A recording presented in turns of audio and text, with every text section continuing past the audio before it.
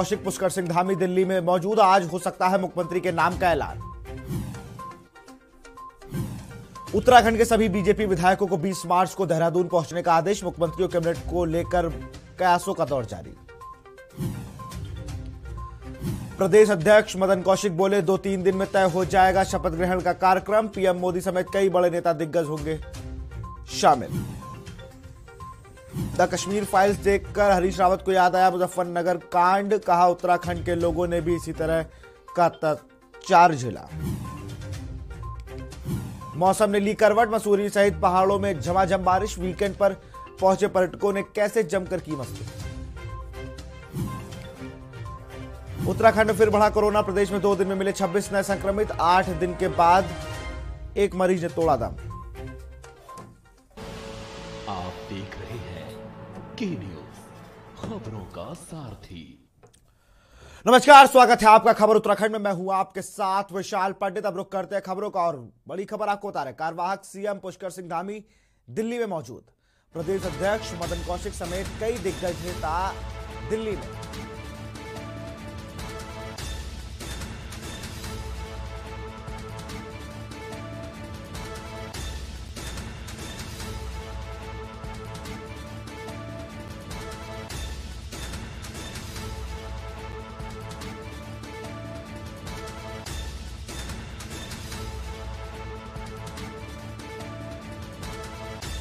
CM face को लेकर लगातार मंथन जारी। जनता को करना पड़ सकता है भी थोड़ा और इंतजार।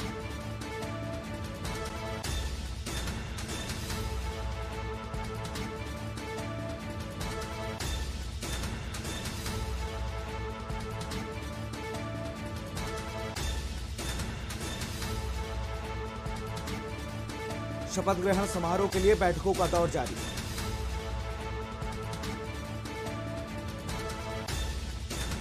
देहरादून से खबर। कार्यवाहक सीएम पुष्कर सिंह धामी दिल्ली में मौजूद।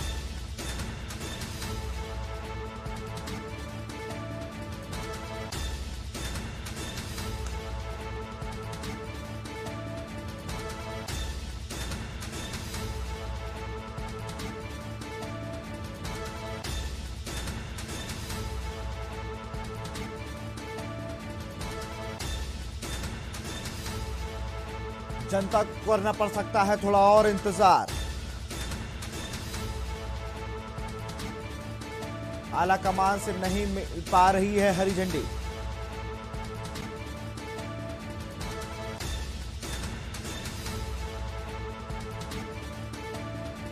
शपथ ग्रहण को लेकर चल रही हैं बैठकें। शपथ ग्रहण समारोह के लिए बैठकों का दौर जारी, लेकिन अभी भी सीएम के नाम को लेकर कोई स्थिति साफ नहीं।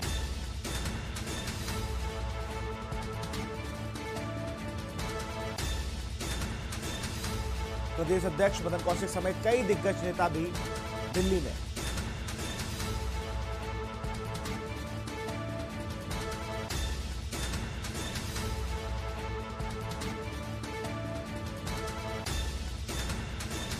तो हलचल लगातार बढ़ रही है। विधायक दल की बैठक भी टली है। आला कमान ने पुष्कर सिंह धामी और मदन कौशिक को दिल्ली तलब किया। और बड़ी बात, त्रिवेंद्र सिंह रावत पहले से ही दिल्ली में मौजूद है।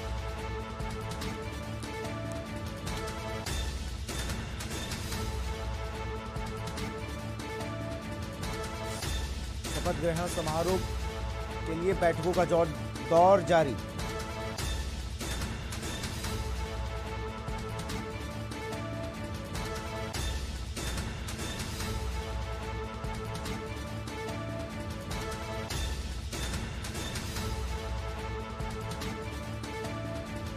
और इसी खबर पर अधिक जानकारी के साथ देहरादून से हमारे संवाददाता दानिश अली जुड़ चुके हैं। दानिश, कई नामों की चर्चा है, कई नाम सामने आ रहे हैं। आज विधायक दल की जो मीटिंग होनी थी उसे भी टाला गया है। प्रदेश अध्यक्ष और कार्यवाहक मुख्यमंत्री पहले से दिल्ली में मौजूद हैं। त्रिवेंद्र सिंह रावत भी वहां मौजूद हैं। उत्तराखंड की क्या स्थिति है वहां पर? बीजेपी कार्यकर्ता या बीजेपी के विधायक जो सारे बुलाए गए उनसे आपने बात की होगी, क्या किसी का नाम आगे चल रहा है या पुष्कर सिंह धामी फिर से? अ, विशाल, मैं आपको सीधे तौर पर बता दूं कि जिस तरह से जो ये सारा जो दिन गुजरे हैं, जो जब से मतगणना हुई है, रिजल्ट आए हैं, बीजेपी ने एक पूर्ण बहुमत से दोबारा एक मिथक तोड़ते हुए दोबारा सरकार बनाने का काम किया है। उसके बाद लगातार जो है पुष्कर सिंह धामी जो मौजूदा मुख्यमंत्री थे उस वक्त के, उनके हारने के बाद जो है कवायद शुरू हो गई कि कौन नया चेहरा आए या फिर पुष्कर सिंह धामी को लेकर जो आगे बीजेपी है बढ़े। तो लेकिन अभी जो है विधानमंडल मंडल की बैठक आज कल का जो 19 तारीख का समय बताया गया था, उसके बाद आज 20 तारीख का बताया गया, लेकिन वो कहीं ना कहीं कल जो किस तारीख को हो सकती है, लेकिन अभी इसकी कोई भी आधिकारिक पुष्टि नहीं हुई है। लेकिन वह कयास लगाए जा रहे हैं कि जो विधानमंडल दल की बैठक होगी उसके बाद ही स्थिति साफ हो पाएगी। हालांकि कुछ जो जैसे कि मैं आपको बता दूं कि जो पूर्व कैबिनेट मंत्री जो है रेखा आर्या हैं, उन्होंने भी अपनी इच्छा जताई है कि जो जो जो 6 महीने का कम समय पुष्कर सिंह धामी को कहीं ना कहीं जो मिला था, अपने चुनाव और राज्य को चलाने का जो कम समय मिला था उनको, उसमें उन्होंने बहुत बेहतरीन पारी उन्होंने खेली और बीजेपी को बैक फुट से लाकर फ्रंट फुट पर लाकर उन्होंने खड़ा कर दिया। उसके बाद ही जो चुनाव लड़ा गया उसका नतीजा सबके सामने, और कहीं ना कहीं आला कमान को दोबारा से उनको मौका देना चाहिए और दोबारा से उनको मुख्यमंत्री बनना चाहिए। हालांकि उनका साफ तौर पर कहना है कि पार्टी आला हाईकमान जो है वही उस निर्णय भाजपा में करता है, और जो मुख्यमंत्री का जो चेहरा होगा वो सीधे तौर पर पार्टी के जो आला हाईकमान है, जो शीर्ष नेतृत्व है, वो सीधे सीधे तौर पर तय करेगा। लगातार मंथन भी जारी है विशाल, और लगातार जो है पार्टी में मंथन भी जारी है। और जो अगर यहाँ की बात करें भाजपा कार्यालय की, तो लगातार जो है आपने एक बात कही कि पुष्कर सिंह धामी को मात्र 6 महीने मिले, और 6 महीने में भी उन्होंने इस तरह से किया कि जो पार्टी बैकफुट पे चली गई तो फ्रंट फुट पे आ गई। तो इतनी दिक्कत क्यों हो रही है कि प्रदेश अध्यक्ष और जो सूबे के मुख्यमंत्री रहे, अब कार्यवाहक मुख्यमंत्री हैं, वो दिल्ली तलब किए जा रहे हैं? इतनी दिक्कतें कहाँ आ रही हैं? क्या और भी कई नेता हैं जो लगे हुए हैं? उत्तराखंड से किन किन नेताओं का फील्ड पे, दिल्ली में तो कई नेता मौजूद है, उत्तराखंड में किन नेताओं ने अपने समर्थकों से कहा है कि इस बार मैं शपथ ले रहा हूं? कहीं नेता होंगे ऐसे? नहीं, अभी ऐसा कुछ, क्योंकि बीजेपी का अगर मैं बात करूं, इस तरह के जो अगर संगठन की अगर पूरी बात की जाए तो संगठन एक अलग ही, जब निर्णय आता है बीजेपी का तो एक अलग ही सबको चौंकाने वाला आता है, चाहे वो तीरथ सिंह रावत हो या फिर पुष्कर सिंह धामी। पुष्कर सिंह धामी को जब 6 महीने के लिए सिंहासन पर बिठाया गया था, राज्य का नेतृत्व दिया गया था, उनको तो किसी को अनुमान नहीं था कि कहीं ना कहीं जो पुष्कर सिंह धामी आगे आ सकते हैं। लेकिन शीर्ष नेतृत्व ने उनको एक निर्णय लिया और सीधा तौर पर उनको युवा मुख्यमंत्री के तौर पर प्रदेश रूबरू कराया, और वो जो पारी उनकी 6 महीने की रही, कहीं ना कहीं वो एक असरदार पारी है। और बात करूं मैं कि अन्य जो नेता है, कहीं ना कहीं कई नेताओं इस मुख्यमंत्री की दौड़ में सतपाल महाराज हैं, धन सिंह रावत है। हालांकि धन सिंह रावत ने सीधे तौर पर मना कर दिया, लेकिन शीर्ष नेतृत्व कहीं ना कहीं सोच सकता है। लेकिन और जी सांसद भी जो अनिल बलूनी है, और जी निशंक है, रमेश पोखरियाल निशंक है, पूर्व सीएम त्रिवेंद्र सिंह रावत पर भी कहीं ना कहीं चर्चा हो सकती है। लेकिन सबसे ज्यादा जो भरोसा जता रहे, क्योंकि लगभग 2 दर्जन से ज्यादा जो विधायक हैं वो सीधे तौर पर कह रहे हैं कि जो मुख्यमंत्री जो पुष्कर सिंह धामी कार्यवाहक है फिलहाल, उनको ही दोबारा से, क्योंकि वो चुनाव हार गए थे, उनको दोबारा से मौका देना चाहिए और दोबारा से उनको कहीं ना कहीं मुख्यमंत्री पद पर उनको काबिज करना चाहिए। जो उन्होंने इच्छा जाहिर की है अपनी। और साफ तौर पर अगर बात करें तो बाकी जो दौड़ में है वो सतपाल महाराज है, धन सिंह रावत है, रमेश पोखरियाल निशंक है, अनिल बलूनी है। तो कहीं ना कहीं अगर मैं आपको विशाल बता दूं कि अगर पुष्कर सिंह धामी को अगर लाया जाता है तब भी उपचुनाव होने हैं, अनिल बलूनी या फिर सांसद में किसी को लाना है तो तब भी चुनाव होने। तो कहीं ना कहीं अभी पार्टी जो है कहीं ना कहीं मंथन कर रही है कि किस तरह का होने वाला है, क्योंकि अगर चुनाव होगा तो उसमें कहीं ना कहीं 6 महीने का टाइम वक्त होता है। अगर शपथ ग्रहण होती है, कोई भी इस तरह से होता है, या सांसद हो या फिर बिल्कुल दानिश, बीजेपी ये गलती करेगी नहीं इस बार, मुझे लगता है, क्योंकि यही हुआ था तीरथ सिंह रावत के साथ कि 6 महीने बाद उन्हें मुख्यमंत्री चेंज करना पड़ा, और उस चक्कर में बड़ा किरकिरी हुई थी भारतीय जनता पार्टी की। तो मुझे लग रहा है इसलिए फूक फूक के सारे कदम रखे जा रहे हैं। हालांकि पुष्कर सिंह धामी के लिए 6 विधायकों ने और एक निर्दलीय उमेश कुमार ने भी खानपुर सीट छोड़ने की बात कही है, लेकिन बड़ी बात है कि संगठन क्या कहना चाहता है, संगठन किसको बनाना चाहता है, इस पे मुझे लग रहा है ज्यादा फोकस किया जा रहा है। तभी उत्तराखंड में सारे विधायकों को बुला लिया गया है, शपथ ग्रहण की बात तय हो गई कि इस तारीख को शपथ ग्रहण होगा, लेकिन फेस अभी डिसाइड नहीं है। मुझे लगता है शपथ ग्रहण वाले दिन ही शायद दानिश आपको पता चले कि अब ये शपथ ले रहा है।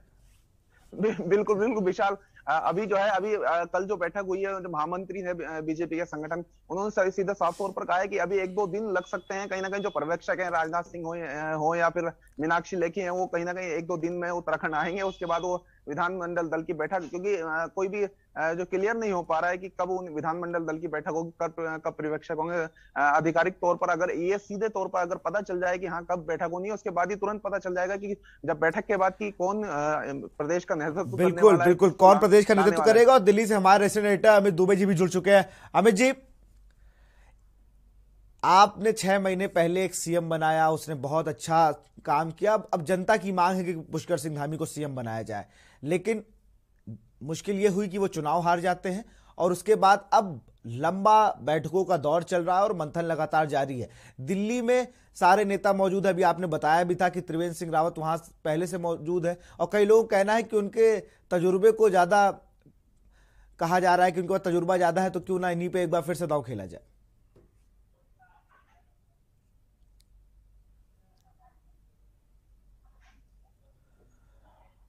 की बात करें तो अलग इश्यू है। त्रिवेंद्र सिंह जरूर तमाम नेताओं से मुलाकात कर रहे हैं, लेकिन सीएम की रेस में शायद वो नजर नहीं आ रहे हैं। और विधानसभा चुनाव के लिए उन्होंने पहले ही आला कमान को पत्र लिख दिया था कि उन्हें चुनाव ना लड़ाया जाए। हालांकि केंद्रीय नेतृत्व जो डिसीजन लेता है वो हरेक को स्वीकार होता है। और दूसरी चीज, अगर त्रिवेंद्र सिंह को सीएम बनाते हैं तो पार्टी पे और ज्यादा सवाल खड़े होंगे कि अगर आप उसी आदमी को सीएम बना रहे हैं तो आपने पहले हटाया क्यों था। यानी कहीं ना कहीं सवालों के घेरे में केंद्रीय नेतृत्व आ जाएगा, तो इसलिए इस तरह के चांस नहीं दिख रहे हैं। दूसरी बड़ी चीज की बीजेपी की हमेशा से स्ट्रेटजी रही है, इस तरह की तैयारियां बीजेपी करती रही है और लास्ट मोमेंट पे जो है वो चीजें सामने निकल के आती हैं। देहरादून में तमाम विधायकों को बुला लिया गया, विधायक दल की बैठक होनी है और जब विधायक दल की बैठक होगी उसी समय केंद्रीय नेतृत्व की तरफ से जो ऑब्जर्वर भेजे गए उन ऑब्जर्वर के पास में फोन जाएगा कि आखिरकार इसके नाम की संस्तुति की जाए और विधायक दल की बैठक में उसी का नाम जो है वो ऊपर लिया जाएगा और सारे विधायक उसे संस्तुति दे देंगे कि ये उत्तराखंड का मुख्यमंत्री होगा। इसमें कोई दो राय नजर नहीं आती कि पुष्कर सिंह धामी का जिस तरह से काम रहा है, खासतौर से चंद महीने पहले आप मुख्यमंत्री बनाते हो, उसके बाद बीजेपी इतने बड़े बहुमत से जीत के आती है। भले ही क्रेडिट नरेंद्र मोदी को जाता हो, लेकिन उत्तराखंड का चेहरा पुष्कर धामी ही थे। लेकिन अगर हम बैकडोर में जाए, हिमाचल की बात करें तो धूमल को भी बीजेपी ने सीएम कैंडिडेट घोषित किया था। उसके बाद फिर धूमल चुनाव हार गए और हिमाचल का समीकरण चेंज हो गया, किसी और को मुख्यमंत्री बना दिया गया। तो उन पहलुओं पे भी यहाँ पे विचार किया जा सकता है। एक बड़ी जो खासतौर समस्या आ रही है कि एक उपचुनाव होना है। अगर आप किसी को भी यहाँ पे सीएम बनाते हैं, जो चुने हुए विधायक हैं उन विधायकों को छोड़ के किसी को भी अगर आप सीएम बनाते हैं तो 1 या 2 उपचुनाव भी हो सकते हैं, क्योंकि अगर किसी सांसद को आप पार्टिसिपेट कराते हैं तो ऐसे में सांसद को अपने पद से रिजाइन करना होगा और एक उपचुनाव होगा, उसे विधायक भी बनना होगा। 6 महीने का वक्त होता है इसके लिए। अगर अनिल बलूनी को भी बनाते हो तो भी उन्हें अपनी राज्यसभा छोड़नी होगी और राज्यसभा का चुनाव होगा, उपचुनाव होगा और उसके साथ ही एक और उपचुनाव होगा। जब 2 उपचुनाव बीजेपी को कराने हैं या एक उपचुनाव कराना है, या मंथन इस बात का हो रहा कि बीजेपी फिलहाल चुनावी मोड में नहीं जाना चाहती, क्योंकि जिस बम्पर बहुमत से बीजेपी जीत के आई है, 4 राज्यों में बीजेपी जीत के आई है, और ऐसे में अगर बीजेपी एक भी चुनाव हारती है तो आने वाले दिनों में जो खासतौर पर हिमाचल में, गुजरात में चुनाव होने हैं, दिल्ली में एमसीडी का चुनाव होना है, इन चुनावों पे खासा फर्क नजर आएगा। और यही एक बड़ी वजह है कि आला कमान जो है लगातार तमाम पहलुओं को लेकर विचार विमर्श कर रहा है। जी बिल्कुल अमित जी, बड़ी बात है आपने बताई कि उपचुनाव होना है, वही बात दानिश भी कर रहे थे। अमित जी, एक चीज और भी है कि जिस तरह से अगर बात की जाए कि दिल्ली सारे नेताओं को तलब किया जा रहा है, मदन कौशिक की राय बहुत महत्वपूर्ण है। अभी 2 दिन पहले बंशीधर भगत को भी बुलाया गया था दिल्ली। ये दिल्ली और उत्तराखंड का क्या कनेक्शन निकल के सामने, किस चेहरे पर अभी भी वहां मंथन जारी है? क्योंकि 4-5 नाम आपने बता दिए, उनमें विधायकों में सतपाल महाराज है, धन सिंह रावत, दानिश ने बता रहे हैं कि धन सिंह रावत ने मना कर दिया कि मुझे मुख्यमंत्री नहीं बनना। लेकिन क्या कोई विधायक या मंत्री रहा हो वो ये उसकी कोई अंदर से इच्छा नहीं कि मैं मुख्यमंत्री बनने के लिए मैं मना कर सकता हूं? अमित जी देखिए, 2 बड़ी चीजें हैं कि बीजेपी में हमेशा तमाम लोग जो है वो कयास लगाते हैं। कभी कभार जो है वो चीजें सही भी होती है और अमूमन ये देखा गया है कि बीजेपी की जो स्ट्रेटजी है उसमें चीजें जो है वो मीडिया में नहीं आती, बाहर नहीं आती, अगर हम जब त्रिवेंद्र सिंह रावत का इस्तीफा मांगा गया था तो उसके बाद की बात करें तो जिस तरह से तीरथ उस समय भी ये तमाम नाम चल रहे थे, चाहे वो धन सिंह रावत हो, सतपाल महाराज हो या अन्य तमाम लोगों के नाम चल रहे थे कि ये उत्तराखंड के मुख्यमंत्री हो सकते हैं। लेकिन अंततः तीरथ सिंह रावत के नाम पे मुहर लगी और कुछ महीने के बाद उन्हें इस्तीफा भी देना पड़ा। और यहाँ तक इस्तीफा देने से पहले 4-5 दिन जो है वो उन्हें दिल्ली में गुजारने पड़े, जहां आला कमान ने सिर्फ उन्हें वेट एंड वॉच की स्थिति में रख दिया था कि आप यहीं रहिए जब तक आपसे कहा ना जाए। और उसके बाद उन्हें आदेश दिया गया था कि वो देहरादून जाके अपने मुख्यमंत्री पद से रिजाइन करें और फिर अगले नाम की चर्चा होने लगी थी। तो यहाँ भी ये तमाम तरह कयास है, चाहे वो अजय भट्ट को लेके हो, सतपाल महाराज को लेके, अनिल बलूनी को लेके हो।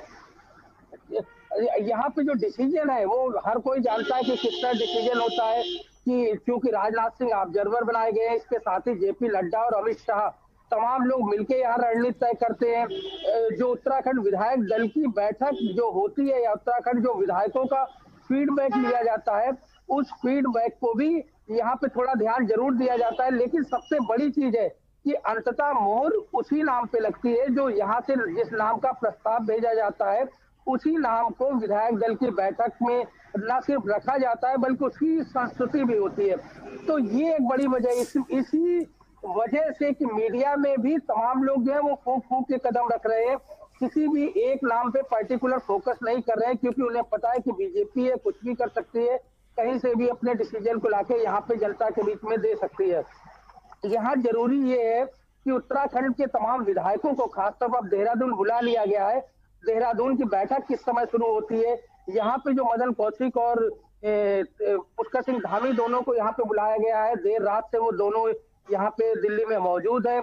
और ऐसे में इन्हें आला कमान कब बुलाता है, और जो पिछली बैठक हुई थी तो कौन से वो कार्य चीजें थी जो पिछली बैठक में निर्णय नहीं हो पाए। खासतौर पर न सिर्फ मुख्यमंत्री पद चेहरे की बात करें कि तमाम कैबिनेट का भी विस्तार होना है। उत्तराखंड भले ही 70 विधानसभा सीटें हो, लेकिन 70 तरह की राजनीति वहां पे साफ तौर पर नजर आती है। इस बात पे भी केंद्रीय नेतृत्व को फोकस करना है, इस वजह से डिसीजन लेने में कहीं ना कहीं डिले हो रहा है।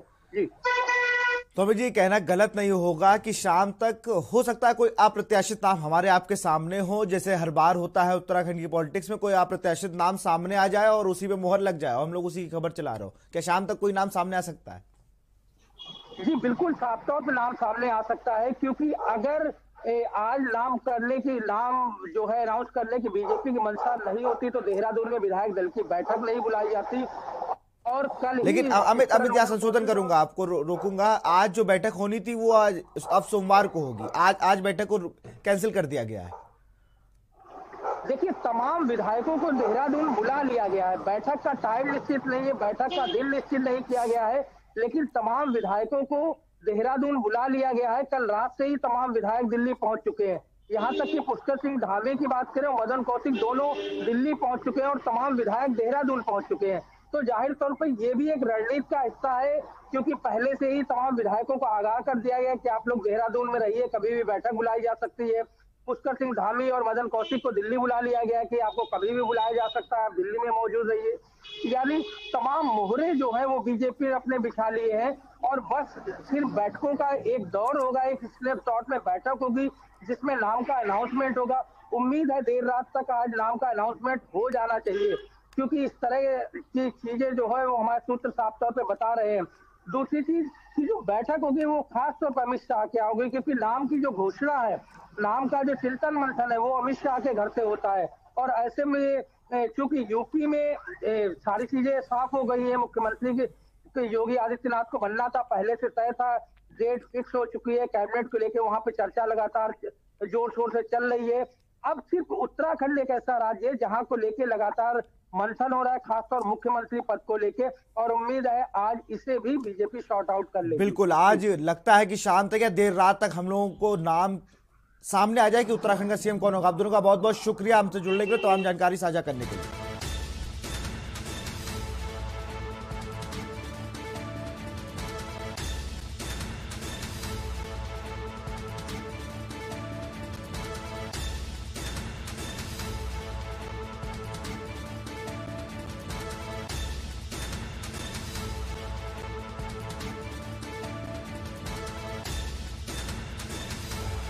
शपथ ग्रहण समारोह के लिए बैठकों का दौर जारी।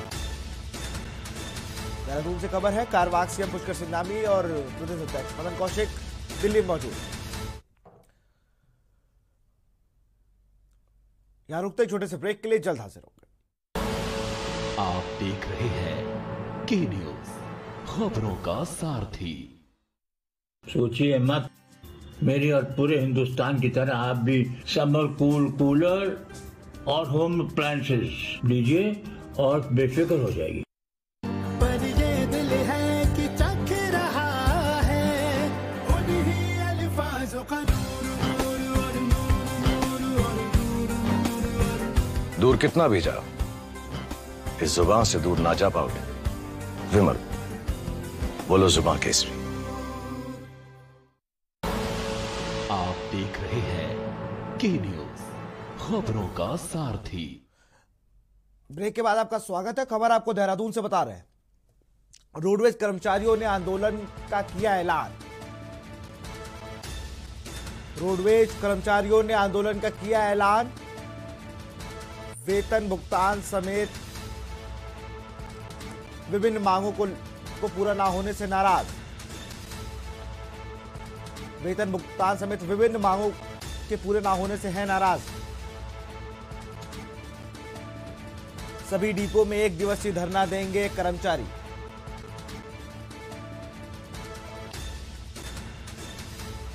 अट्ठाईस मार्च से अनिश्चितकालीन कार बहिष्कार की चेतावनी। रोडवेज कर्मचारियों ने आंदोलन, कल से चरणबद्ध आंदोलन करेंगे कर्मचारी। वेतन भुगतान समेत विभिन्न मांगों के पूरा ना होने से है नाराज। देहरादून से खबर, रोडवेज कर्मचारियों ने आंदोलन का किया ऐलान।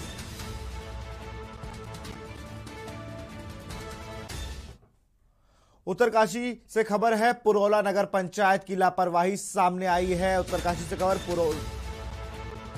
पुरौला नगर पंचायत की लापरवाही आए सामने। शहर का कूड़ा बन रहा जानवरों के लिए जानलेवा। मौरी रोड के समीप फेंके हुए कूड़े के लिए नहीं है कोई जगह। रोड पर आने जाने वाले लोगों को आ रही है दिक्कतें।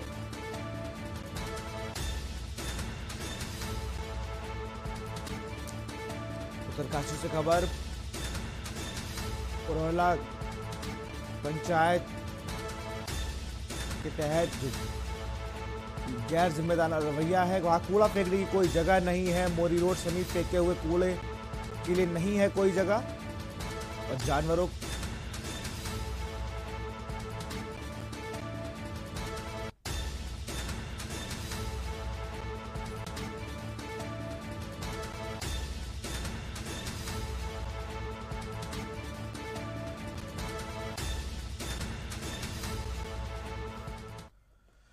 खबर देहरादून से है, जहां उत्तराखंड में बीजेपी को मिले अपार जन समर्थन के बाद मुख्यमंत्री के चेहरे को लेकर सस्पेंस बरकरार है। इसी बीच कई दावेदारों के नाम सामने आ रहे हैं। वहीं धामी कैबिनेट में महिला एवं बाल विकास मंत्री रही रेखा आर्या ने मीडिया से बात करते हुए कहा कि मुख्यमंत्री धामी को महज 6 माह का समय मिला है। इस दौरान उन्होंने पार्टी को ऊंचाइयों पर पहुंचाने का काम किया है, इसलिए मेरा निजी मत है कि उन्हें एक बार फिर से मौका मिलना चाहिए। मुझे बिल्कुल ये लगता है कि जिन्होंने 6 महीने सरकार को संभाला और 6 महीने संभालने के बाद में एक बड़ा मिथ था कि जिनकी सरकारें पहले बनी होती है दोबारा वो लौट कर नहीं आती है, इस प्रकार का मिथ बना हुआ था। और मुझे लगता है कि उस मिथ को तोड़ने का काम जो है मुख्यमंत्री पुष्कर सिंह धामी जी ने प्रधानमंत्री मोदी जी के मार्गदर्शन में उसको तय भी किया और 47 सीटों के साथ में हम लौट के भी आए हैं। हर मामलों में एक अपवाद होता है और मुझे लगता है कि उनके मामले में भी एक अपवाद प्रस्तुत किया जा सकता है और यदि वो बनते हैं तो निश्चित रूप से स्वागत योग्य है। और एक युवा मुख्यमंत्री हैं, एक अवसर, क्योंकि पिछले समय भी उनको समय कम मिला था, एक अवसर उनको मिलना चाहिए।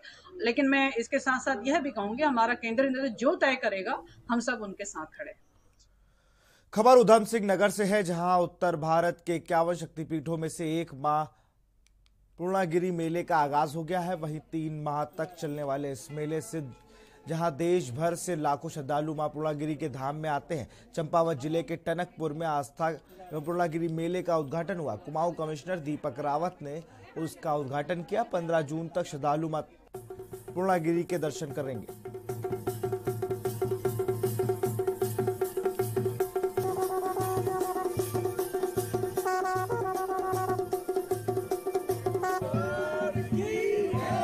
और माँ पूर्णागिरि मेले का बुलावा था, उद्घाटन आज यहाँ पे है, इसलिए मैं आया हूँ। और मेले की अभी रास्ते में जितनी व्यवस्थाएं मैंने देखी हैं काफ़ी संतोषजनक हैं, अच्छी हैं। और आगे भी जैसा जैसा फीडबैक मिलेगा उसके अनुसार व्यवस्थाएं की जाएंगी।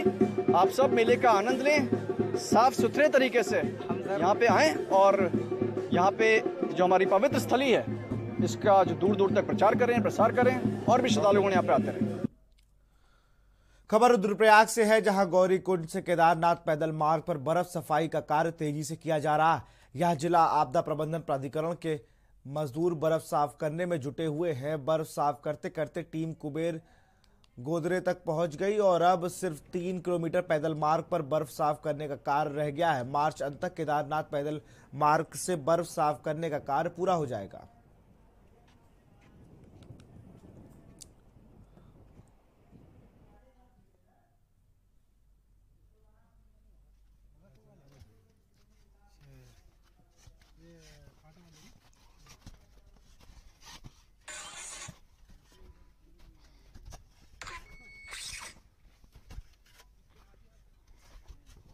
हमारा प्रयास है कि मार्च के अंत तक हम लोग केदारनाथ जी तक का पूरा रास्ता आवागमन हेतु खोल देंगे और ये काम लगातार अप्रैल में भी चलता रहेगा, जिसमें यात्रा मार्ग की चौड़ाई को बढ़ाने का भी प्रयास किया जाता रहेगा। वर्तमान में भी छानी कैंप के ऊपर तक बर्फ हटाने का कार्य पूरा किया जा चुका है।